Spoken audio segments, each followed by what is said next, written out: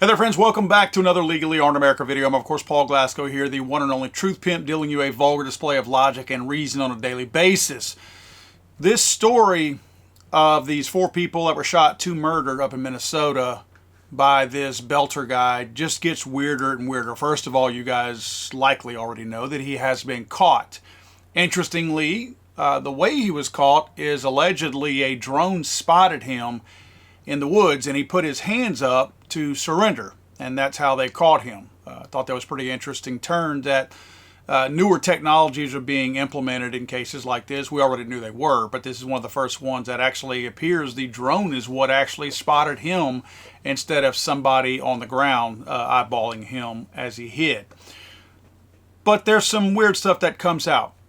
In fact, this news clip that I'm about to show you, it's not as weird as it is disappointing. I'm going to break into the clip as the press conference has already proceeded. This is after they caught him. This is their press release. Weirdly, they didn't have press releases leading up to this. This might be why. Because it shows to me a lack of something with local law enforcement. Ineptitude? Something.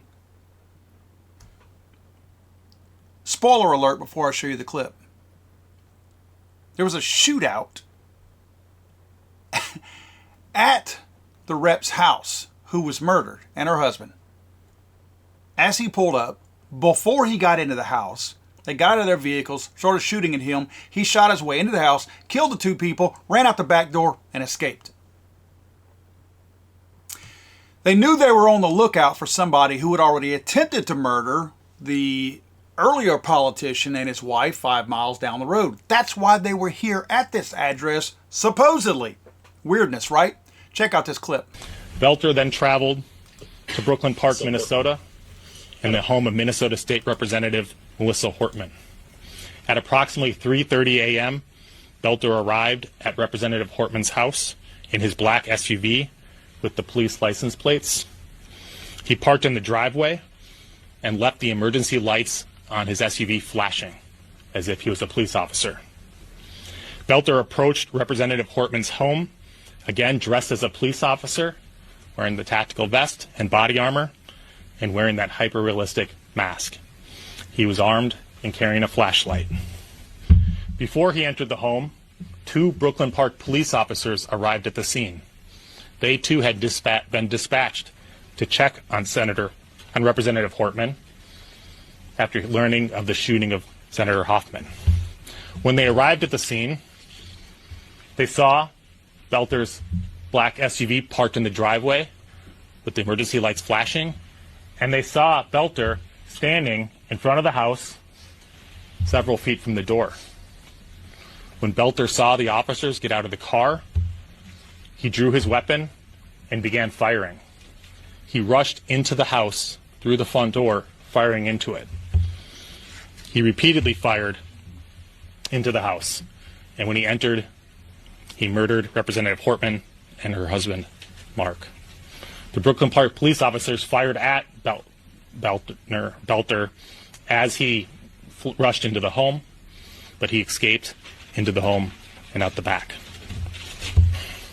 Officers recovered Belter's 9mm Beretta, along with the body armor and the mask, behind the home along his path of flight when he fled on foot.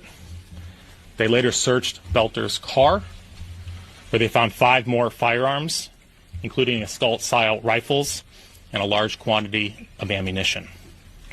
Belter also had in his car notebooks containing a list of more than 45 Minnesota state and federal elected officials, including Representative Hortman.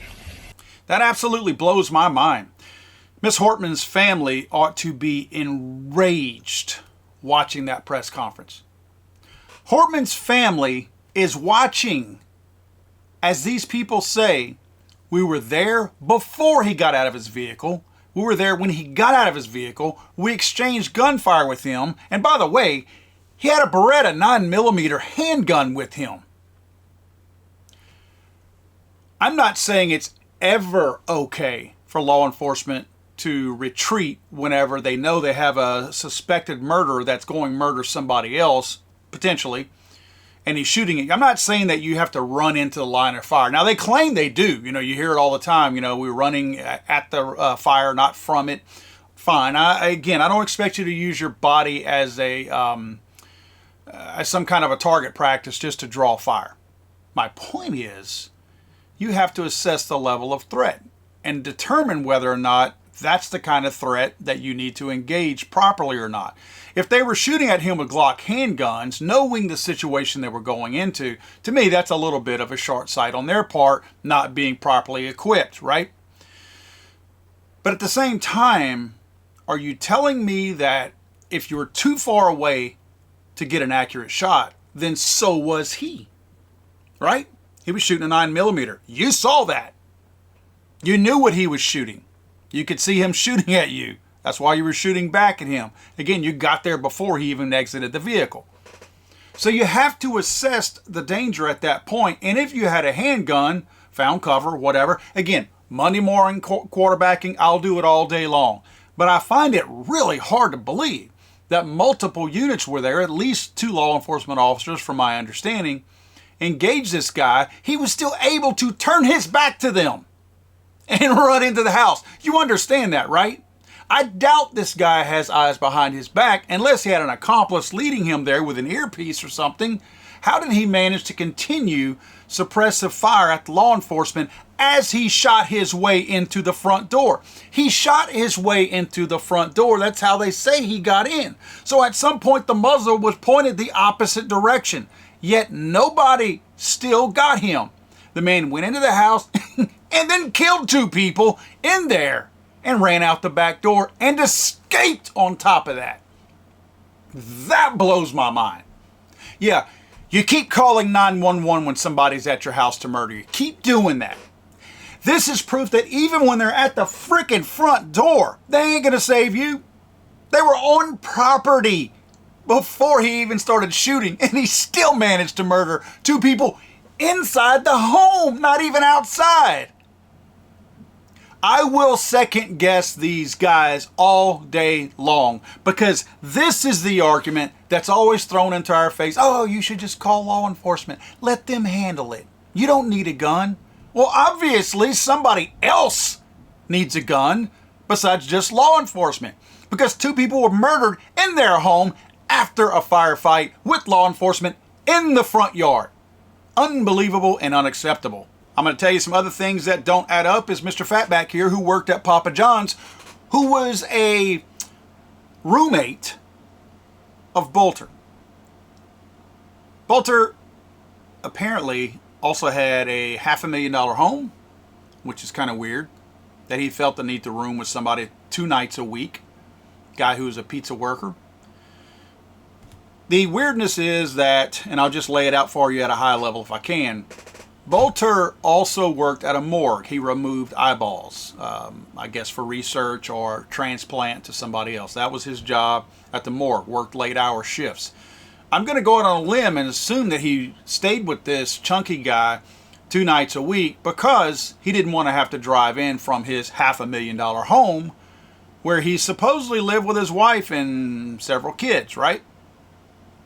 I'm just trying to make sense of this, because it didn't make sense that the guy had a $500,000 ranch down the road and he was living with this guy 2 nights a week. But that's the story, and I'm gonna stick with the weirdness of the story, even though, you know, maybe the guy just didn't want to commute. Okay, I'll respect that. But he texted, allegedly, this guy goes on to state that he never spoke to the guy, never called him, he never tried calling him, but he did receive a text, him and another guy did. And in the text, Bolter told him that this is the text that this guy read aloud. I don't want to say anything more and implicate you in any way, because you guys don't know anything about this. And this guy read the text aloud, but he wouldn't let anybody see the text, including these reporters right here. Can we at least see the text? Well, everyone's taking pictures. I don't know why I'm so... He sent it to me and a friend, so it wasn't just me. And I don't know if my friend would think about me sharing that with everybody. I mean, I read it out loud just so you guys could get a context of what I feel when I read it. Yeah. And Can you read it to us? We weren't here yesterday. Yeah, I know. But I got to really get going. Do you have a message? So you read it to the world, but it's private. What's the difference between letting people see it to confirm its possible validity? Because you already read it. You can actually close up some suspicion if you let people see it. But twice, he refused to let people take a picture or get a screenshot of the text from Bolter. That's a massive question mark. I don't care who you are. There's no reason for this. It doesn't make sense to refuse that. If you're willing to disclose the full contents of the text anyway, what's the difference in seeing it?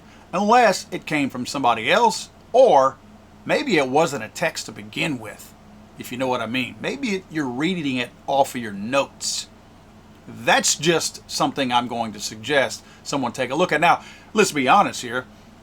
The fact that this guy is on record stating that he got a text from this Bolter guy, surely his phone records are going to get subpoenaed. So somebody's going to see whether or not he's lying here. Just seems really, really weird that the guy acts like he doesn't know anything, and Bolter just happens to mention in there that I'm not going to tell you anything else because I know you don't know anything about what I'm doing here. Another oddity in the neighborhood where he supposedly lived with this guy, and this may in fact be the home where he lived with the guy. The guy was a pizza guy, and this is not his vehicle. This could be Bolter's second vehicle because the first vehicle was still at the location where he shot at the people. How did they not know to come back to this house? But Bolter could come back after the shooting. This is after the shooting and obviously before Bolter was caught. He comes over to this home, busts the window out, spends a moment inside the vehicle, and then he runs off again. How in the world did somebody not put two and two together and not manage to go back to the home? This guy is literally on foot, unless he called Uber or Lyft. He's on foot, or at least without his own personal vehicle, and makes it back to his home before law enforcement can. They obviously know who he is. Maybe he cleaned out the vehicle that he left behind at the home where he murdered the couple. That's possible, so there was no record of it. But surely the registration and all that other garbage they could have found out using VIN numbers or whichever. So there had to have been a record knowing that he, and again, let me back up a second. Maybe his only stated place of residence was his $500,000 farmhouse out in the middle of wherever. That's possible, right? In fact, it looks like the picture of where they caught him was in a fielded area anyway. So it almost looks like he may have been making his way back to his actual home. But again, I find it really weird that there's no record of this guy living there twice a week, which is possible. But somehow or another, this guy manages to be caught on film with a camera perfectly aimed at his vehicle or at a vehicle that he goes to break into. Now, why does that seem kind of weird? Well, is he covering for somebody? And again, I'm going off on a tangent. This is tinfoil hat time. If you don't want to listen to this, you don't have to. Was it really him who went to the first house? Obviously, heck, I don't know. Was it really him who went to the second house and shot and killed the people? But if you look at the doorbell of the first place he went, with the mask on, with the, quote, tactical vest and the blue security-looking shirt, that person does not look like a big man. In fact, I've seen things talk about the proximity of where the doorknob was in relation to his belt, which would have put his estimated height at like 5'8", 5'9", or something like that. And this man was over 6 foot tall. Also, look at his build, his thickness. He does not look very thick right here in the masked picture, but in his capture picture, he looks relatively thick. Now, I will say this. I do think he's still wearing the same shirt.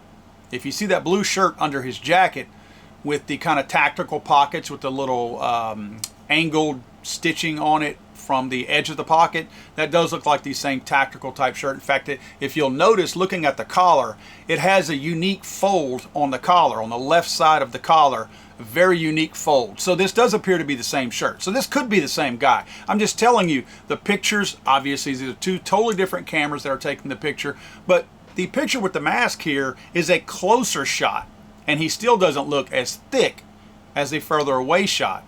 This is another shot of him before he was captured. This is a surveillance video. Again, appears to be the same shirt. This guy looks huge, man.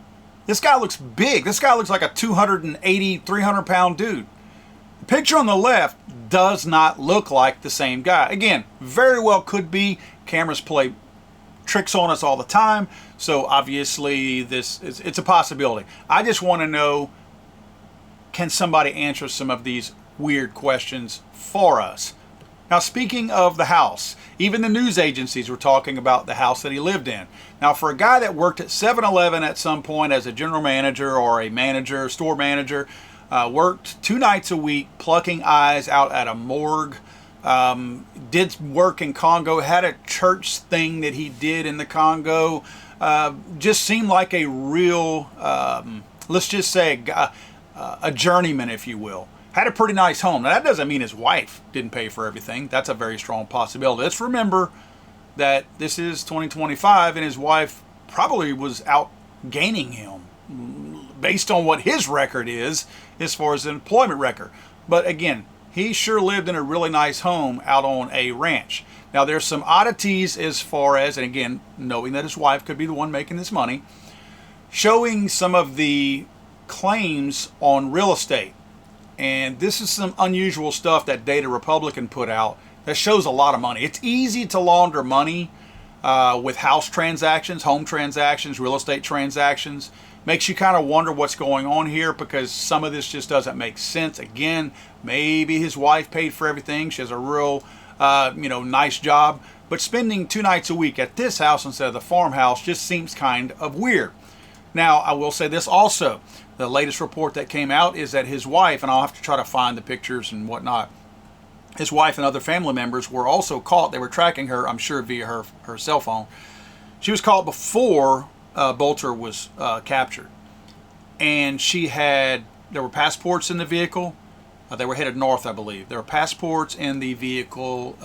There was $50,000 worth of cash in the vehicle. I realize anybody has the right to travel with cash, but 50 grand in cash is a lot of money to be traveling with. And when your husband has just murdered 2 people, shot a total of 4, and you are seen with passports and $50,000 in cash, it kind of does raise up a red flag, if you will. There were other people in the vehicle too. Don't know if there was a son in there. They do say you had a son, and that might be what could go back to the weirdness of the different size people there. You know, was the dad, is the mom covering for a son that did something stupid? Again, all questions I'm asking because we should be asking questions. This is not a story that lines up. And I feel like there's a lot that needs to be talked about. People need to be asking questions and stop assuming that what the media is telling you, because they lie all the time, is the truth. We've already caught them in lies regarding this. Tim Walz has run like his hair's on fire from this guy, even though this guy and his wife both worked for Democrat Governor Tim Walz when he was a congressman. So kind of weird that this guy is supposed to be a known MAGA guy, Trump supporter, and all that kind of stuff. Just a little bit of an oddity. Quick side note, sounds like the guy also shot the family's pet when he killed the politician and her husband in their home right before he escaped law enforcement. So sad there as well. Sad that anybody lost their lives in this. The 2 people that got shot prior to these 2 that were murdered by Bolter, 8 shots in one of them, 9 shots in the other. And they both lived. Now, they're going to have complications, of course, but they both lived. He shot between the 2 of them 15 times. Sounds like he unloaded a magazine in them.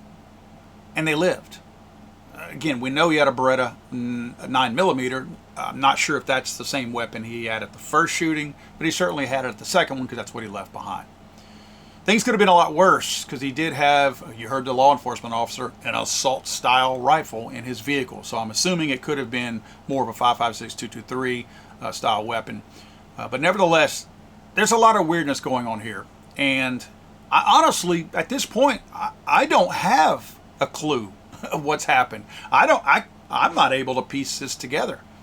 This doesn't make sense to me. There's too many variables that just go off into nowhere that don't make any sense. But the biggest takeaway here, again, is my disappointment in people putting too much confidence in a beat cop showing up to your house to save you, because they were there before this man began to start firing at anybody. They were there when he started firing, and he still managed to run from them and point the gun in the opposite direction at the door, enter the home, and murder 2 people, and then escape out the back door? That is so disappointing. I'd like to hear some answers. Again, I hope this story doesn't go away. It's likely to be buried very, very soon now that this guy's been caught.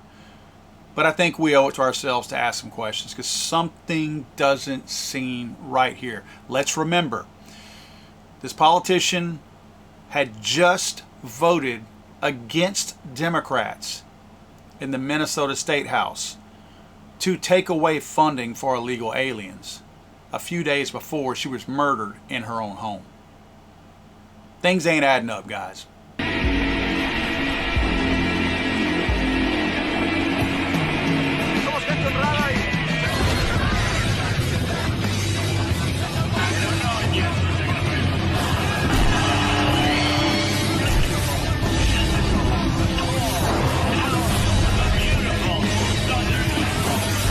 I'm sorry, I thought this was America.